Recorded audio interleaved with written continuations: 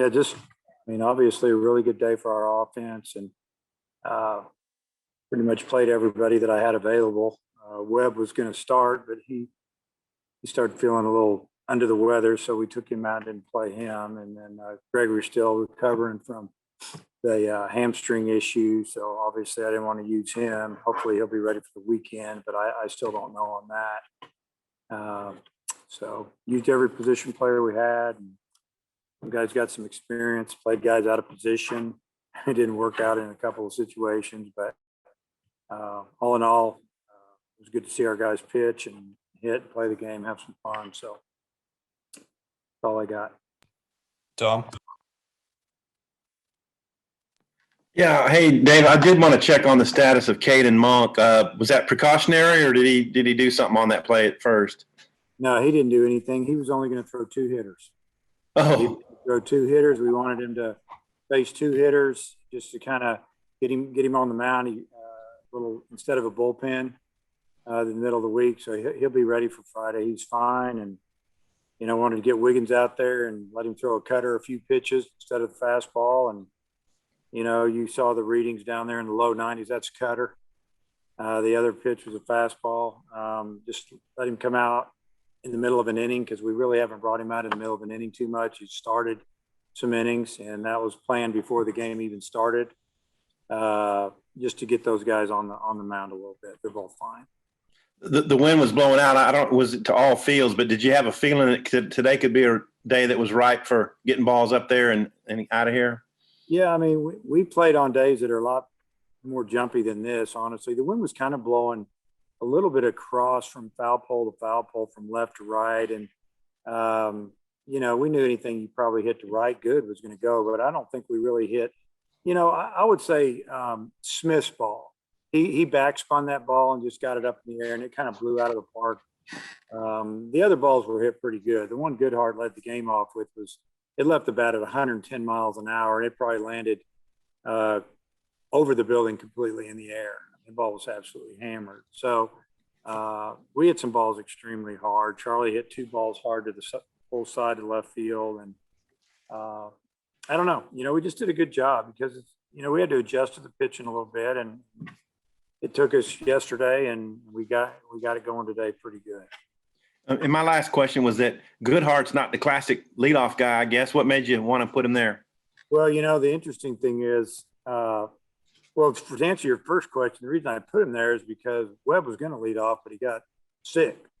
So we didn't want to play him. He's a little nauseated, and allergies been bothering him. And we just said, hey, you're not going to play. Try to get ready for the weekend, get healthy. And we got him some medicine and stuff. But Goodhart's a guy that we kicked it around. He hit lead off in some summer league teams. He hit 1 and 2 hole at San Jack for his freshman year. And we've thought about hitting him lead off, because he's got such a good eye at the plate, sometimes too good. So he was really my next option there. I've even thought about, hitting him lead off a couple weeks ago at Mississippi State, and I ended up going with Webb. But when Robert was struggling, so he's got experience leading off. I think he kind of likes it, obviously. Thanks. Yeah. Nate? Yeah, as far as A&M this weekend, just kind of how's your pitching rotation set up, and just what do you know about them? Yeah, the pitching rotation will stay the same as it was last weekend. And what we know about them is they have outstanding pitching. They have really good arms.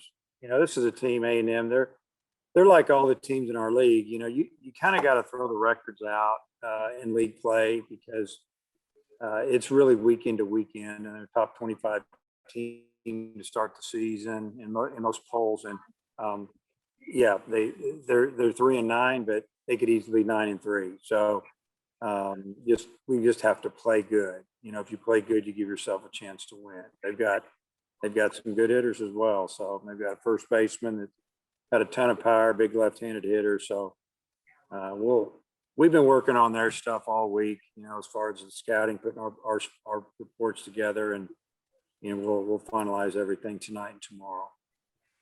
Vadal will be number 1 next bit. You have some concerns about the starting pitching. Do you feel confident about them getting it together this weekend?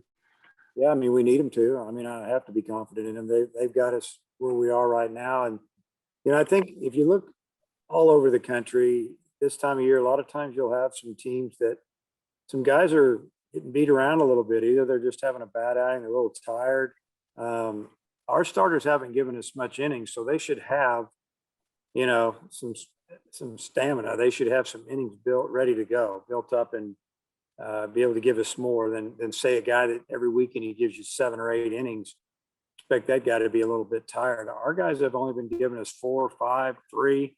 We're hoping they're going to give us a lot more this weekend, and we don't have to use our bullpen so much. Thanks. Hutch. Dave, Wolgamuth was pretty wild, but do you think him staying in there and getting that strikeout to get out of that jam, maybe could help his confidence moving forward? I'm sure it'll help him moving forward. I mean, I don't think that hurt him. It was good for him to get out of that jam. He gave up a hit and a couple walks or whatever, and threw a couple balls over the catcher's head, more than a couple, and for him to come back and strike at that hitter, I'm sure that helped him a lot.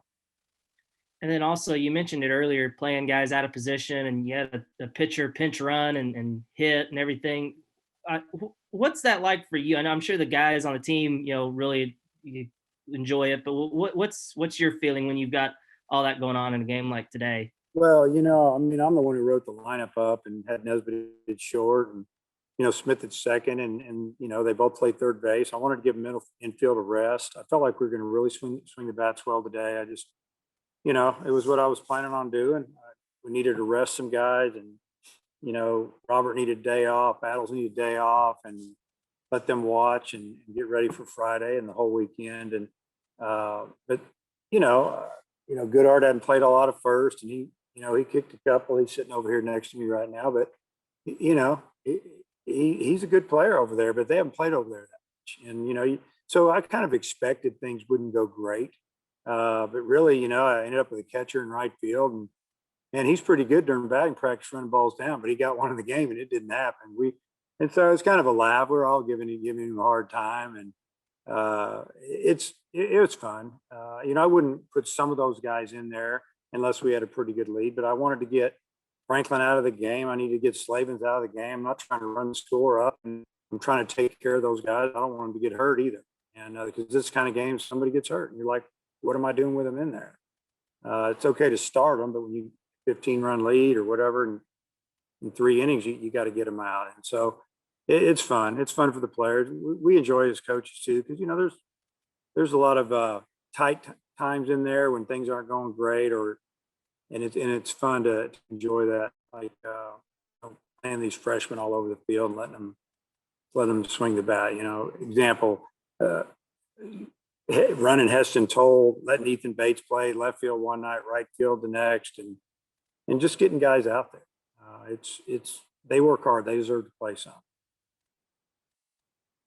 Randy.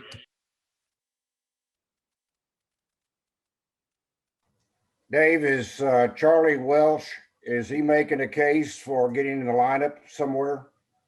Yeah, I mean, for him to get in the lineup, it's probably got to be at DH. And, he's every time we put him in, he seems to get a hit or two and pop a home run. And, but yeah, I mean, he's a definite option. That's for sure. Charlie hits left-handed pitching really good. But we got some good players that have a lot of experience, and, but his time's coming. He's getting more at bats. And I started him a game last weekend at Ole Miss, and, he had a solid game against Nikhazy. So, it's just, his position's catcher. He's working a little bit at first base, but I'm not ready to put him over there. It's going to be coming off the bench, getting a big hit, driving in a big run, or maybe getting a spot start here and there, at least at this time. And talk about the start today by Ramage. Well, he did a nice job getting us off to a good start again. The key to this game, especially in the middle of the week, as far as just getting you off to a good start, you've got to throw strikes. And that's what Cole did. That's what Bowling did yesterday. And, we were thinking about going with Ramage 3 innings today at a max, but obviously we had a good lead. He'd already thrown 40 pitches plus. And we thought, hey, 2 innings is good. Let's just go a bunch of other guys an inning. Again, we were planning on throwing Monk a couple of hitters and Wiggins a couple of hitters. So that was kind of already scripted out a little bit, but just to get ready for the weekend. But other than that, it was one here, one there. But Ramage got us off to a good start, and obviously the offense got us off to an even better start. Matt.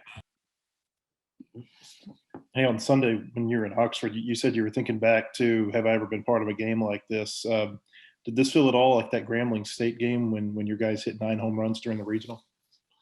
Yeah, that game, the wind was out of the west at about 15 to 20 miles an hour, blowing straight out or left field. And I knew that we had 8 or 9 home runs that game, but that game it took a while. I remember thinking back on that. We didn't hit them right away. It seemed like, but we hit them late.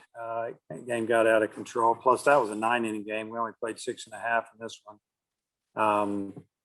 But yeah, no, it didn't remind me of that game, to be honest with you. That was a regional. This is just midweek between SEC series. Right, I understand. I think on the radio, Phil said that before the series, there wasn't going to be a run roll. Was this agreed to before the game, or was it during a mid-game decision? Well, I don't know where Phil got that. We were just, we talked about it Tuesday before the game, or game management just said, is there a run rule on these 2 games? And both coaches have to agree on it. I said, that's fine with me. I never talked to their coach about it. And I guess he said he agreed that was fine with him as well. So that's kind of how that went down. Then I think all of your everyday starters or your most day starters got at least 1 game off or most of 1 game off. How much do you think that helps you going into the A&M series? Well, I think it helps, especially with certain guys. Some positions are more demanding than others. Some guys just need to have a day off so they can sit and watch, slow the game down a little bit, or if they're struggling a little bit at the plate. But I was going to not start Christian today, but then Webb got sick, and felt like Christian, he wants to play every day. He tells me, Coach, I want to play every game. And, so after he got 3 at-bats, obviously I pulled him. But other than that, yeah, most everybody got a day off. I think it's going to help them. I think it's good to take a day off here and there when you're, especially the middle of the season. The big part of the season's coming up, and we need some guys to be fresh down the stretch. All right. Thanks for your time, Coach. Okay.